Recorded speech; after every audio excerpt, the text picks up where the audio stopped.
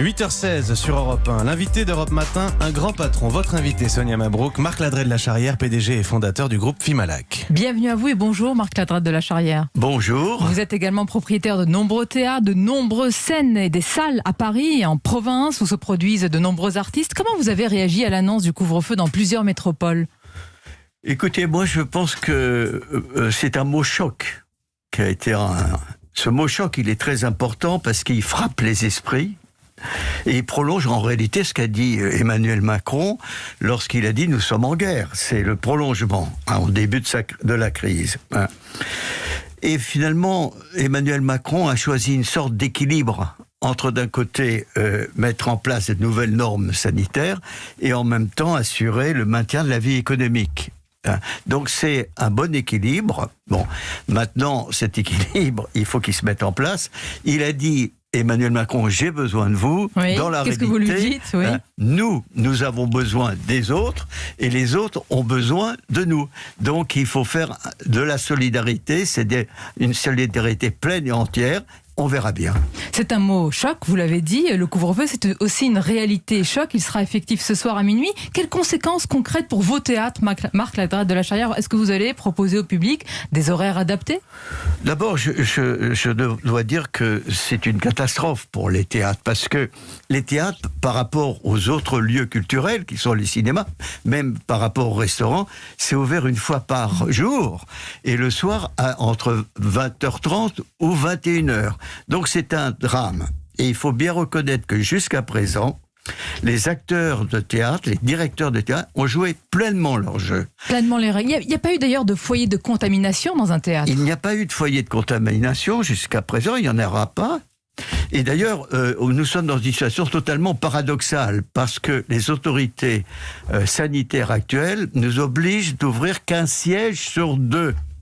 Or, les gens qui vont au théâtre, il est considéré que nos théâtres sont des nids de contamination. Alors que les gens qui viennent au théâtre sont des gens qui viennent avec les transports en commun.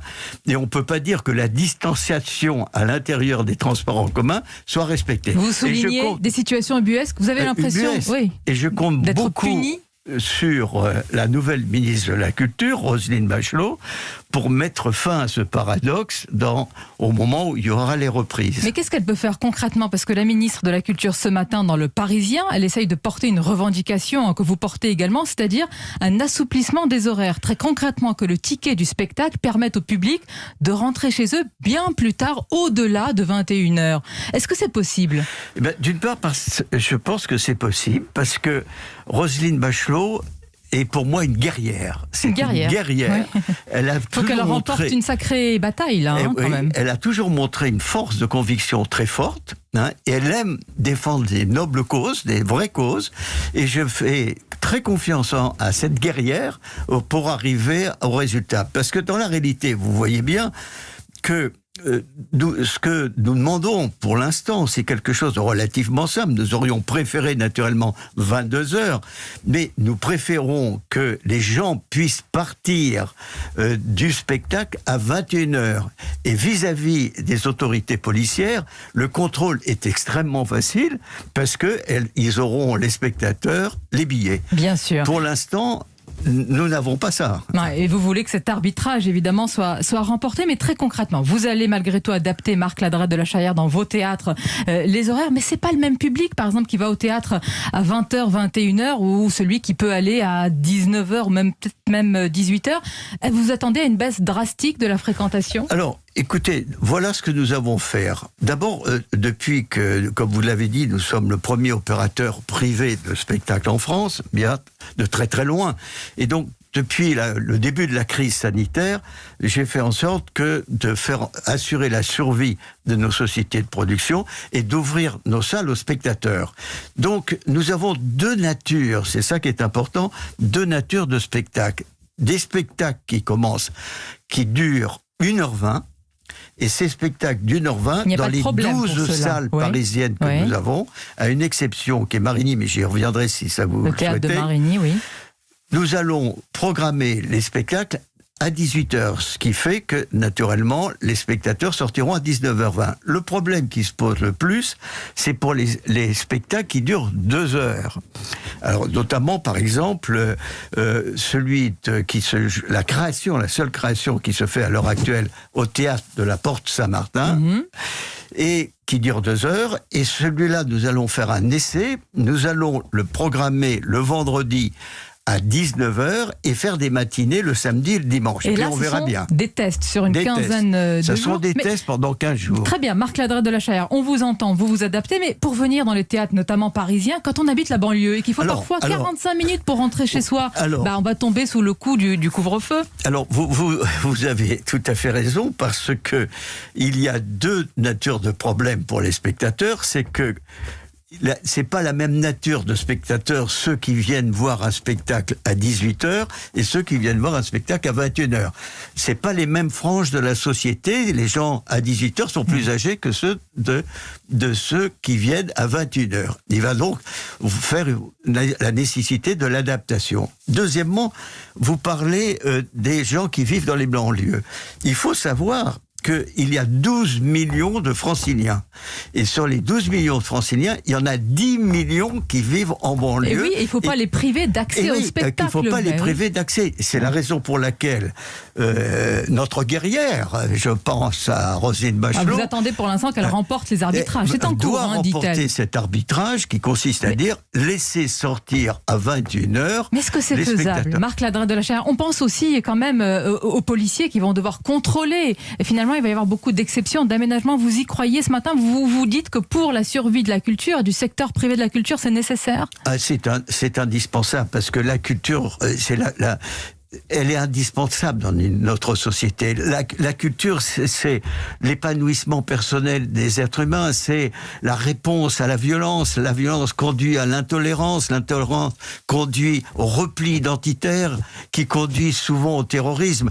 Donc, la culture, d'une manière très claire, c'est le ciment de notre société, c'est le socle de notre société, c'est ce qui permet l'harmonisation entre nous tous. Et donc, le plus beau des ministères, le plus beau pour moi, c'est le ministère de la Culture. Et vous voulez qu'il soit aussi le plus efficace, oui, le plus efficace, c'est celui qui doit mettre en place l'harmonie de la société. L'État, Marc Ladret de la Chaillère, dit qu'il n'abandonnera personne. Oui. Mais est-ce que c'est le cas du secteur privé de la culture? Le théâtre public, il est aidé par nature. Il est aidé par nature. Il est aidé par nature. Il se pose d'ailleurs, nous sommes extrêmement heureux d'accueillir la Comédie Française au sein de Marigny. Je ne sais pas ce que va décider la Comédie Française, parce que c'est sa responsabilité, mais de faire ce partenariat public-privé est pour nous quelque chose d'extrêmement important, et j'applaudis cet partenariat. Parce que quand vous allez au théâtre, le spectateur, il ne se pose pas la question de savoir si est-ce que je suis un spectacle public ou émanant du privé. Il veut un beau spectacle. Bon, ça c'est tout à fait vrai. Mais je veux insister sur, par exemple, les intermittents. Ils sont aidés avec l'année blanche, Marc Ladret de la Chaillère. Mais que deviendront ces intermittents en juin 2021 lorsque finira l'aide de l'État? Parce qu'on sait qu'ils ont besoin des producteurs, ces intermittents. Alors, vous soulevez un vrai problème, parce que vous soulevez le problème des artistes. Bon, il y a 2 natures d'artistes. Il y a les intermittents. L'État fait son devoir, plus que son devoir, puisqu'il dépense 1 milliard d'euros pour leur permettre d'avoir leurs revenus jusqu'en juin prochain.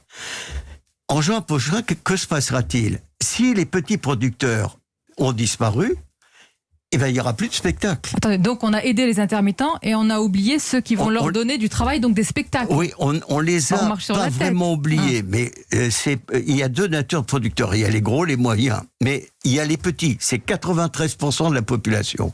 Or, ces petits, c'est ceux qui ont entre 10 et 11 personnes. Et jusqu'à présent, ce qu'on leur a donné, c'est la possibilité d'avoir des prêts, mais à la condition qu'ils puissent démontrer que leurs activités reprennent.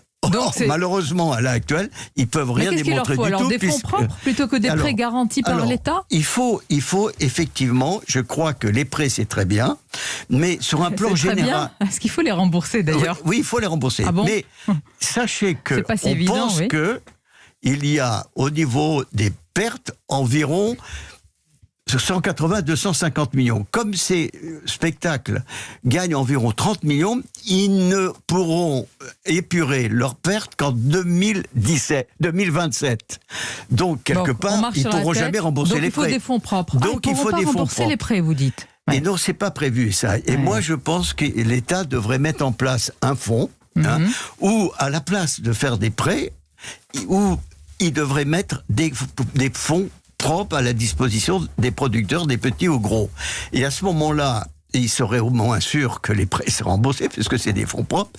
Et ces fonds propres seraient évidemment remboursés par les entrepreneurs du spectacle au moment où leur sécurité financière C'est reviendrait. une demande que vous formulez. Marc Ladret de la Chayère, on l'a dit tout à l'heure avec Mathieu, vous êtes un poids lourd du secteur de la culture, du spectacle, 200 artistes, une vingtaine de salles, Paris, province, gros propriétaire de scènes privées. Vous êtes également un acteur économique avec le groupe Fimalac.